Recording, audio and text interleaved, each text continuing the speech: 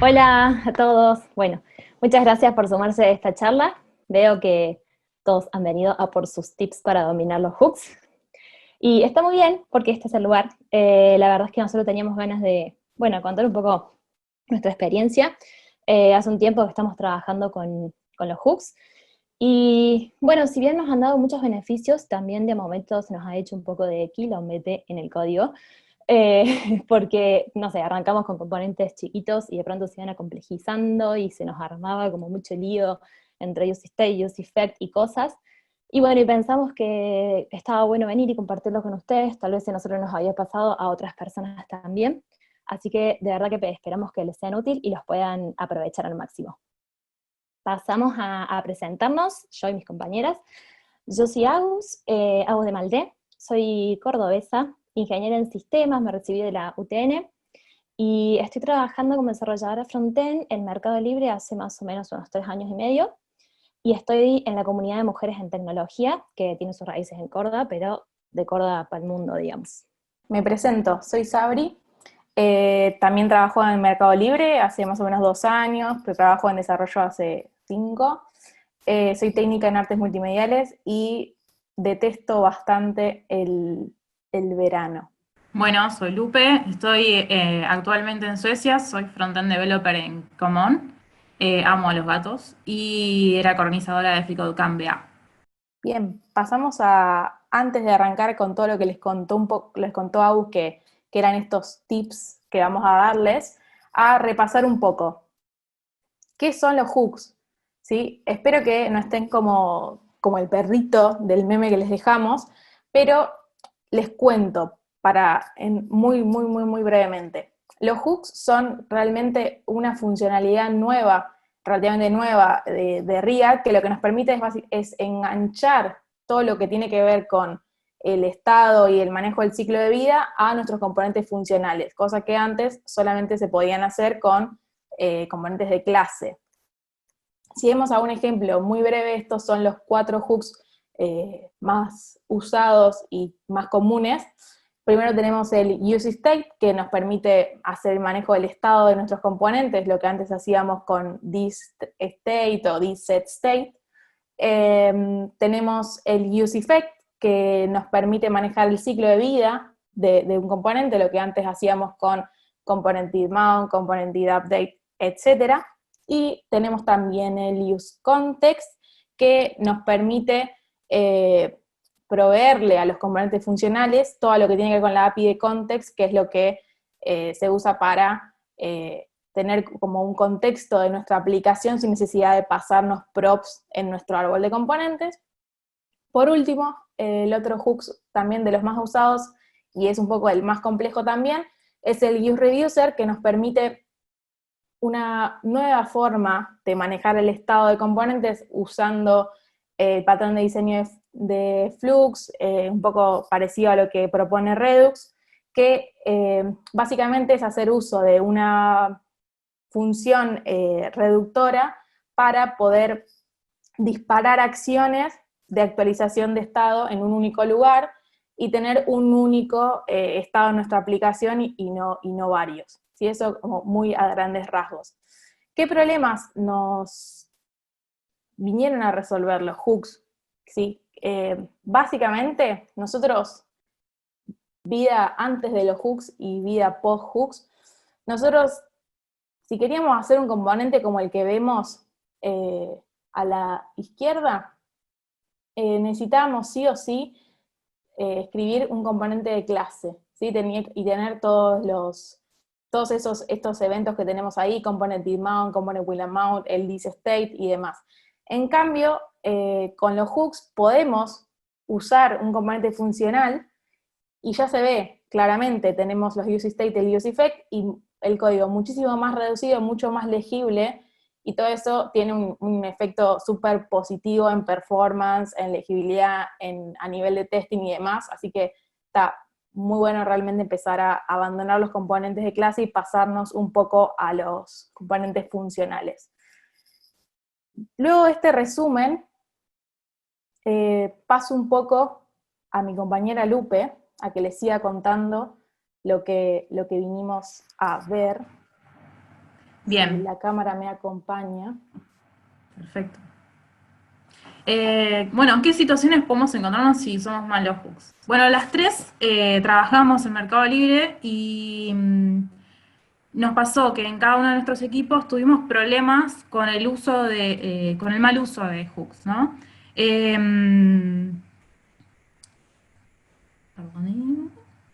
Y nada, les queríamos mostrar tres casos que nos sucedieron y cómo los solucionamos. En este caso es el primer caso que pasó en mi equipo. Lo que teníamos eran como 15 use states y como 6 use effects en un solo file. Entonces, cada vez que nosotros queríamos hacer un arreglo sobre ese archivo, un feature, lo que sea, tardábamos muchísimo tiempo. Entonces hicimos un refactor para mejorar la developer experience. En este caso hicimos un formulario para mostrarles más o menos cómo sería el caso y cómo resolverlo, ¿no? Lo que hace este formulario es, a través de un selector, selecciona una raza de un gato y por detrás hace un get y autocompleta todos esos campos que siguen, ¿no? Y ahí paso al código. Bien. Bueno, este sería el ejemplo del formulario antiguo que nosotros teníamos. Imagínense, bueno, acá pueden ver un montón de use states y que van a modificar esos campos, ¿no? Que van a hacer la modificación de los estados y van a hacer los valores, ¿no? Imagínense teniendo muchísimos más de estos. Bueno, y acá lo primero es que en el primer render traemos el listado de razas que va a alimentar ese selector del form, ¿no? Y acá estamos usando useEffect y vamos a hacer una pegada a través de Axios y nos vamos a traer la data de las razas, ¿no? Vamos a tomar la raza y vamos a tomar ese listado y lo vamos a formatear para que ese componente select de React Select lo pueda mostrar. Después hacemos uso del setter para mandar esa data formateada a través del set option que habíamos definido anteriormente. Y segundo, tenemos acá un useEffect que lo que va a hacer es, cada vez que el usuario seleccione una raza distinta, hace un get y trae más información sobre esa raza. Entonces, por cada campo que tenemos un setter del valor que me trajo. Miren la cantidad de sets que estamos usando acá, ¿no? Y lo que vamos a hacer es estar observando el cambio de la variable bread, que va a ser la raza, y cada vez que esto haga un cambio, se va a volver a ejecutar. Y acá simplemente es un método, un onSubmit, y lo que hacemos en el select es, como les decía, cambia el valor del bread a través del setBread. Y para esto es lo mismo, para el bread name, que sería el nombre de la raza, lo insertan en los campos, ¿no? Y hasta acá es el formulario antiguo y les voy a pasar a mostrar el formulario después del refactor, cómo lo solucionamos. Bien, acá lo que hacemos es hacer uso del hook que les había mostrado anteriormente Sabri, que se llama useReuser, y lo que hacemos es obtener el estado y el dispatch que nos va a permitir actualizar ese estado general e inicializar el reducer con los valores por defecto. Después desestructuramos ese objeto state y acá vamos a tener las variables que vamos a estar usando posteriormente. Después acá lo que estamos haciendo es usar un custom hook que nos va a servir para traernos el listado de razas, que es lo que estaba haciendo antes en el primer useEffect. Después acá está el otro cambio que hicimos, es en el handle select bread, cambiamos el segundo useEffect por un handle select bread, que lo que va a hacer es estar escuchando cuando el usuario cambia el selector y va a despachar una acción y le va a mandar el valor y vamos a hacer uso del action async, que se los voy a mostrar enseguida, y le mandamos el dispatch y le mandamos el valor que cambió. Después acá está el handle select bread que les había contado, lo usamos en el onChange. Y, por ejemplo, para los campos, para los inputs, usamos un método del action que se llama setInputData, que el primer parámetro va a ser el valor que va a cambiar, y el segundo va a ser el valor. Lo mismo para los siguientes. En este caso la descripción, le decimos esta es la descripción, queremos cambiarle este valor. Y voy a pasar al reducer. Bien, ¿qué es el reducer? Es una función pura. Va a tomar el estado anterior y una acción y va a volver un nuevo estado.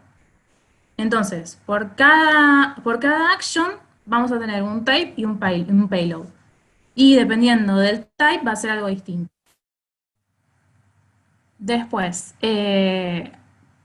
paso al action async. Acá también está la magia.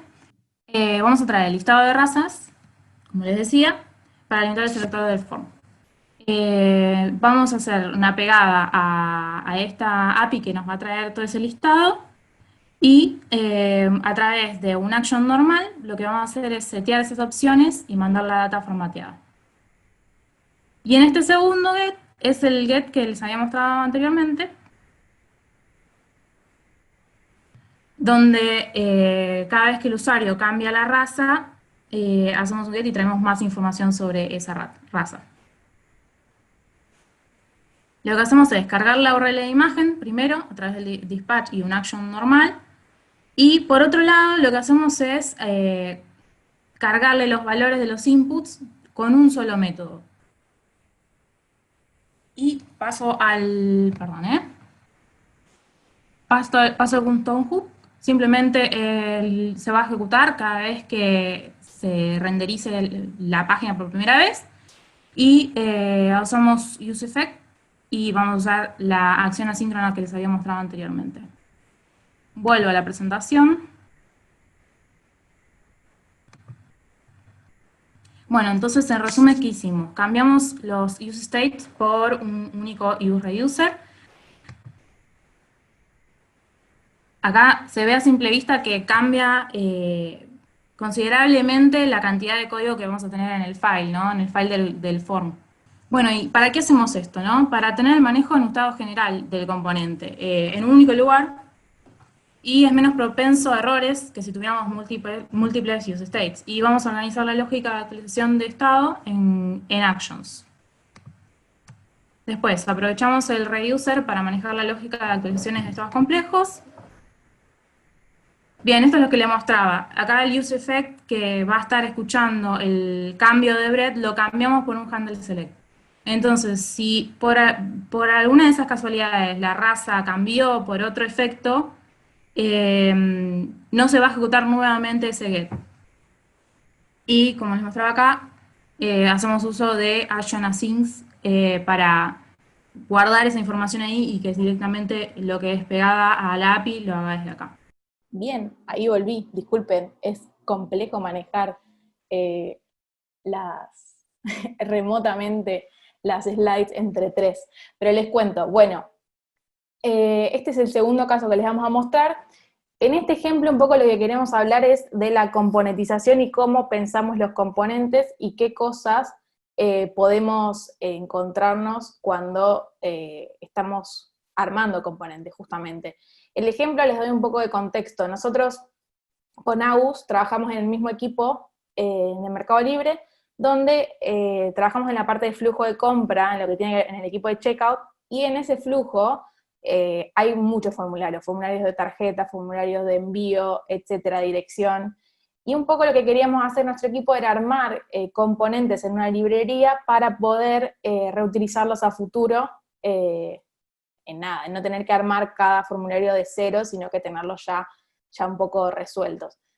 Entonces, en este ejemplo que tenemos ahí armado, como se ve ahí en la pantalla, es un formulario muy básico de contacto, solamente con 2 inputs y un botón que hace un alert cuando enviamos, que les voy a mostrar un poco cuál fue el problema que nos encontramos o cómo fue que pensamos estos componentes.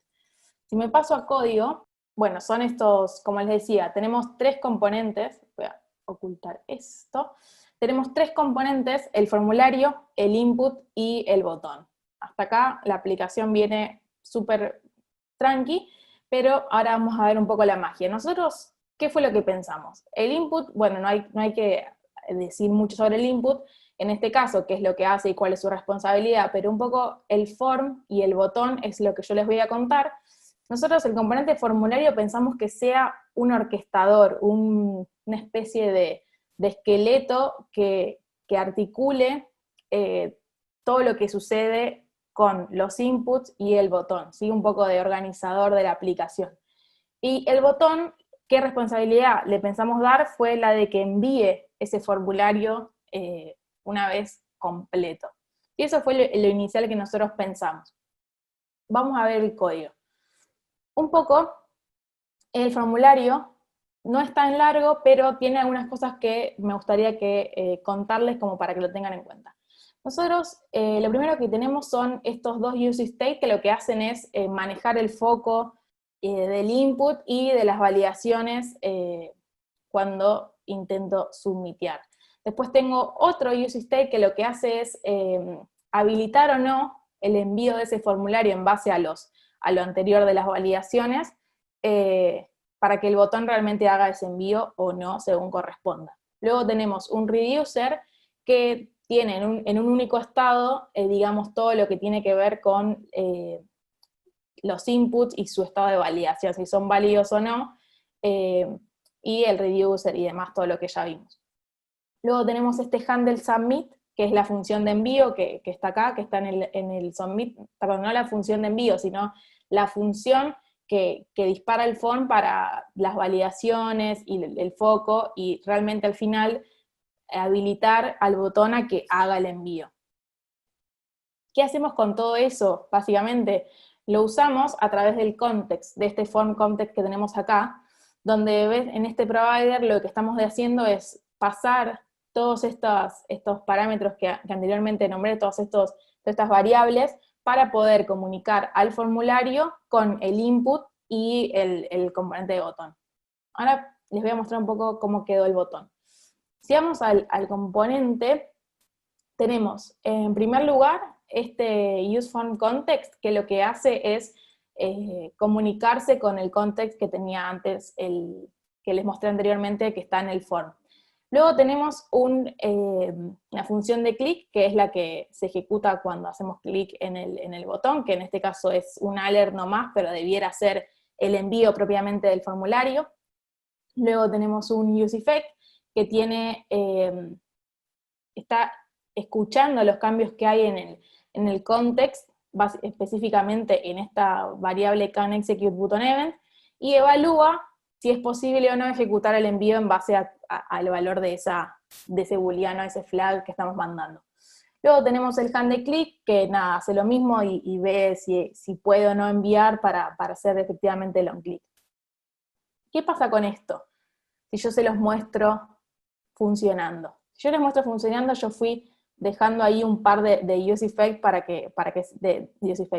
de console logs para que lo puedan apreciar. Yo completo este formulario, inclusive de la manera más feliz posible, que es sin que se valide ni nada, hago enviar, y van a ver que tengo estos tres mensajes, ¿sí?, de consola. El handleClick, el handleSubmit y el useEffect que tiene el botón. Es decir, yo hice un único evento de clic, el usuario hizo un único evento, y eso me disparó 3 acciones en nuestros componentes.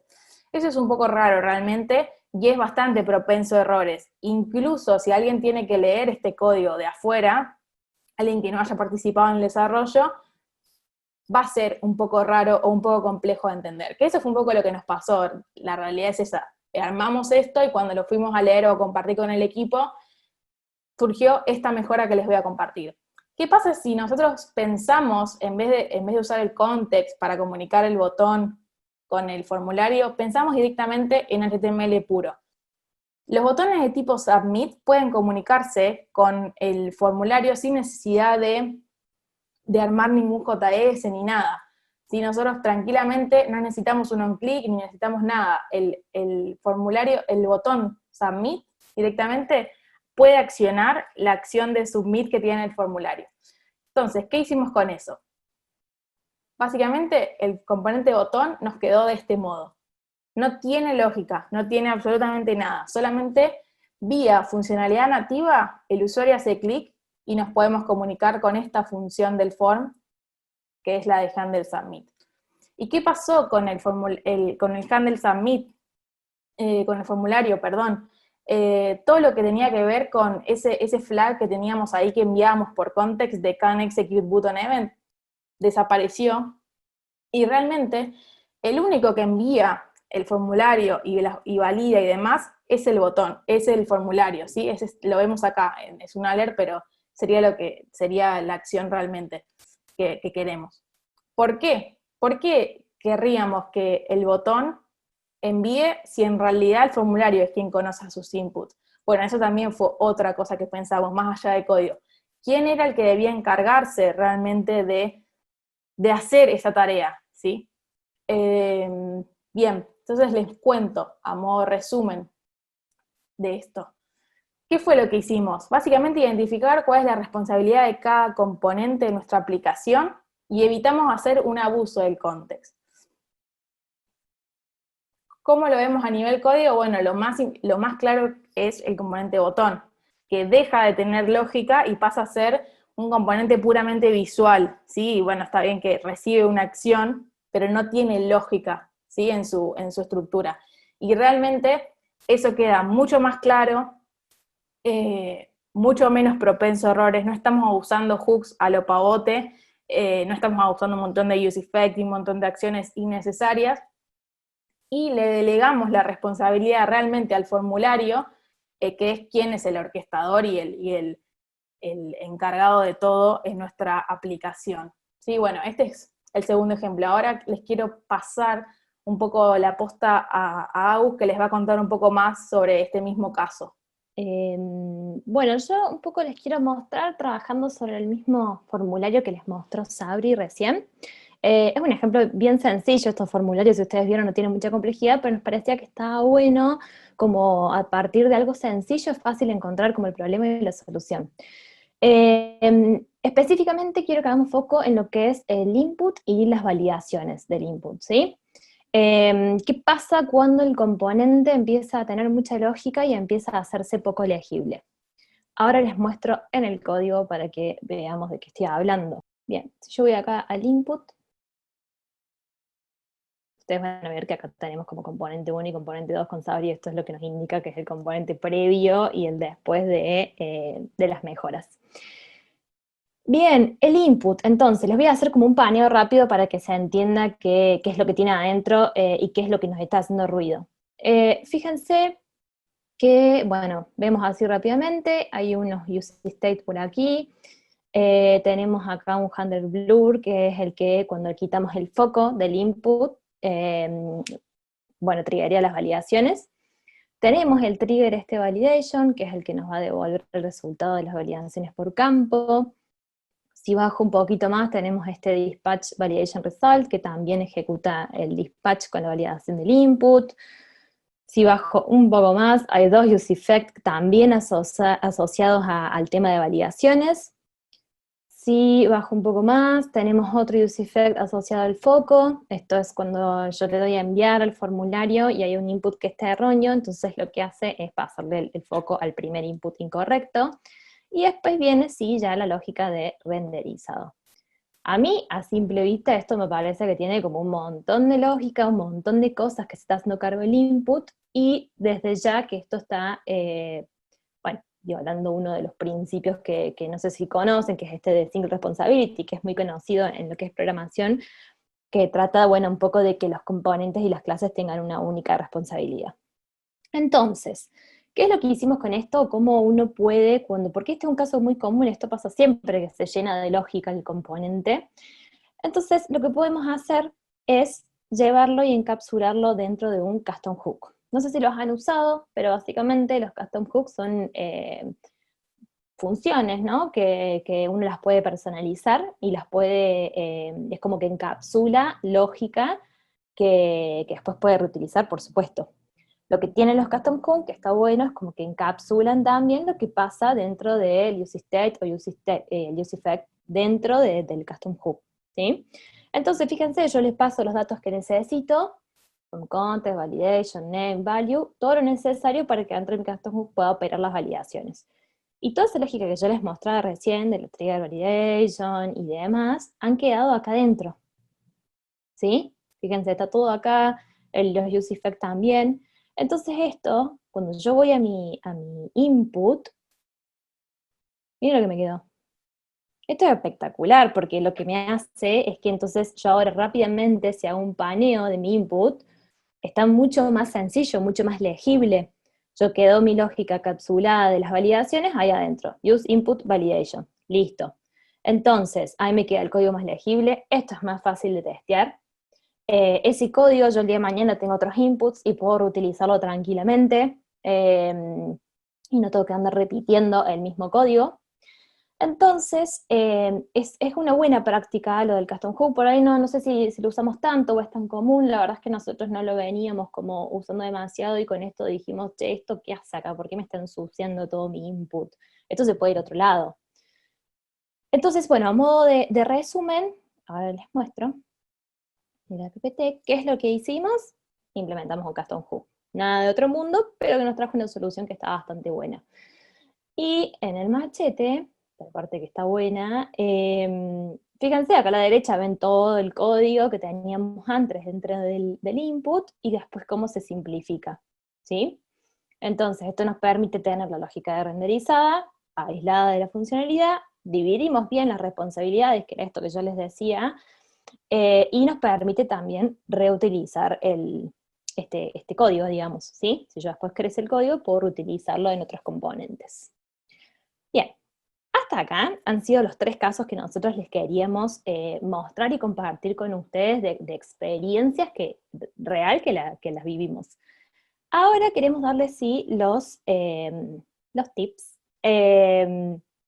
Porque bueno, estos son más como generales, si bien están basados en eso que mostramos, estos son así como más generales, pero es lo que realmente queremos que ustedes se lleven de esta charla.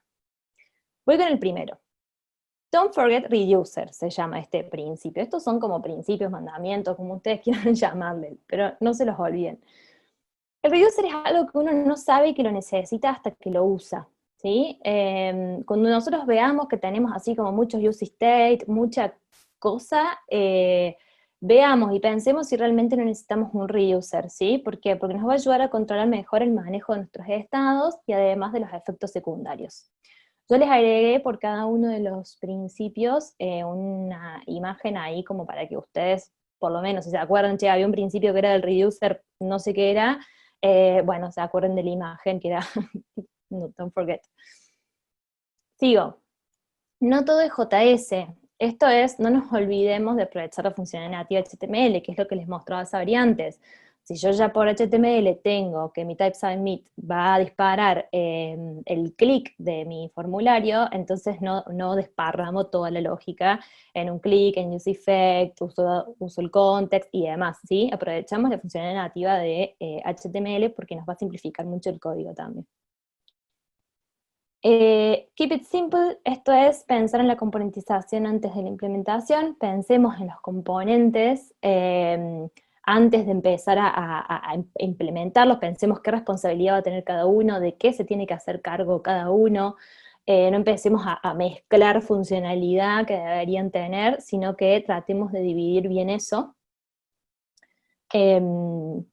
Y esto me da un poco el pie también para el siguiente, porque con esto que yo les decía de dividir las responsabilidades, entra también lo que es el custom hook. El otro es do it custom, que es esto de aprovechemos los custom hooks para estructurar y utilizar la lógica de componentes, ¿sí? Si nosotros tenemos un componente que está llenando de lógica que nada que ver o que nos la está haciendo muy grande, chao, ni lo pensemos, se va a otro hook, a otro file. Que no venga a ensuciar el componente que teníamos, ¿sí? Bien, esos son los tips que nosotros venimos a darle. Son muy sencillos, seguramente son cosas que digan, ah, sí, yo ya lo sabía. Bien, la cosa ahora es aplicarlos, ¿sí? Porque son cosas que sí que sabemos, las escuchamos, sí, yo ya sé que el type_submit existe. Bien, entonces tratemos de usarlo porque todas estas cosas nos van a ir haciendo simplificar. Esto no está escrito en piedra, son nuestras experiencias, como nosotros lo pudimos resolver, así que esperamos que en el Q&A nos cuenten también sus experiencias. Si no tienen preguntas, por lo menos nos digan, che, yo renegué con esto, y así, y nos vamos pasando data un poco entre todos nosotros. Bien, esperamos que les haya sido útil, que lo puedan aprovechar. La verdad que el tiempo es corto, pero cualquier cosa nos vamos comunicando. Queremos agradecer al equipo de Nerdearla por todo, agradecerles a ustedes por sumarse y a mis dos compañeras que son unas genias y grosas, y nos vemos ahora un rato en el Q&A. El siguiente Q&A que sigue es de la charla que acaba de terminar, o de haber terminado, de Guadalupe Lazo, Sabrina Del Poy y Agustina de Malde, el backstage de React, tips para dominar los hooks. Chicas, bienvenidas, ¿me escuchan bien? Sí, te escuchamos bien. Perfecto, bueno. Hola. Hay un montón de preguntas, así que lo que vamos a hacer, como hago con todos los speakers, es empezar a leer de arriba para abajo en orden de votación. ¿Bien? Primera pregunta que viene de Luis Daniel. ¿Pueden compartir el código refactorizado del proyecto de los gatos? Sí, lo voy a poner en mi Twitter, sígueme, @lupelazo con doble P y doble Z, así que ahí se los comparto. Excelente. Muy bien. Siguiente pregunta de Mauricio. ¿Cuál sería la diferencia entre usar un useReducer versus useState de un objeto con n propiedades? Bueno, básicamente la diferencia es que el reducer no solo te permite manejar un estado, más allá de que, o sea, en el state es un objeto, por así, el reducer, el estado que genera el reducer, pero no solo es ese control que tiene, sino que el modo de actualización es distinto que en el state. La actualización se hace vía dispatch de acciones, y ese dispatch de acciones pueden trasladarse tanto usando, no sé, el context a otros componentes y demás, y el control queda súper claro y súper unificado en un solo lugar. Si vos tenés que actualizar un state, no lo podés trasladar a sus componentes hijos, por ejemplo. Esa es una de las diferencias principales. Por lo general, el reducer lo que tiene de positivo es usarlo con el context. Ok, bien. Siguiente pregunta de Maxi. Dice, ¿qué pasa si en vez del useReducer tenías un solo setState con un objeto inmutable? ¿No es lo mismo? ¿No es más simple? Sí, o sea, es como decía Sabri, podés tener, digamos, un cambio de useState en un solo componente, pero al tener el useReducer lo podés reutilizar en otros lados, y además lo podés pasar a sus hijos también, digamos, a través del dispatch. Sí, y además que también es más performante, es más fácil para testear también cuando tenés un useReducer que cuando tenés distinto useState. Bien, y acá hay una pregunta que me parece que ya la respondieron. Dice, ¿el useReducer es una forma de simplificar n useStates en un solo hook? Creo que esto ya lo respondieron, ¿no? Sí. Así que la que sigue, ¿es posible que nos partan el repo del código? Sí, ya lo había dicho. Siguiente, Mauricio, ¿cuál sería la diferencia entre el useContext y el useReducer? También, esa parte la respondiste recién, Sabri. Perfecto. En realidad, por ahí más que nada, el context es el hook que permite trasladar o sea, que el componente funcional pueda usar la API de context de React. En cambio, el reducer es una forma de manejar el estado. Son dos cosas diferentes que se suelen usar en conjunto, pero son dos cosas distintas, digamos. Perfecto. Andrés me pregunta, ¿qué IDE usan? Acá esto es polémica, pero bueno, ¿qué IDE Ahí usan? estábamos usando Code Sandbox para tener un código que podamos compartir, pero yo uso Visual Studio Code. Sí, nosotros también en el trabajo usamos eso. Es lo más fácil, tiene buenas extensiones, así que nada, le recomendamos ese. Y para compartir, como decía Lupe, está bueno el de Code Sandbox. Bien. La última, porque me queda un minuto, a ver si la hacemos rapidita. Pablo pregunta, soy pro componentes funcionales, pero ¿qué ventaja le ven a los componentes de clase? En realidad no hay una ventaja de los componentes de clase. Ahora se está usando más todo, tender más a todo componentes funcionales y funciones por una cuestión también performante, es más fácil también la transpilación del JavaScript y demás. Podés seguir usando las clases, pero así, si vos me preguntás, yo hoy le veo más ventaja a los componentes funcionales que a las clases, y todo está tendiendo más a eso. También está achicándose mucho el código cuando usas un componente funcional comparado con cómo lo usábamos antes con los componentes de clase. Y aparte el tema de la deprecación de todos los componentes de clases que vienen de acá en adelante. Perfecto, bueno. Bueno, chicas, les agradezco mucho, mucho por estar en Nerdearla. Hay más preguntas, pero bueno, no podemos responderlas todas. Imagino que van a estar dando vueltas por el evento. Si alguien necesita algo, Sí, les pueden obvio. contactar, ¿sí? Sí, nos chatean o por LinkedIn o lo que necesiten y vamos a estar ahí contestando. Excelente. Bueno, muchas gracias. Me saludan a la cámara a todos los que se subieron al Q&A y nos vemos en la próxima Nerdearla. Muy bien, ahí estamos terminando el Q&A con Guadalupe Lazo, Sabrina Del Poy y Agustina de Malde, el backstage de React, tips para dominar los hooks.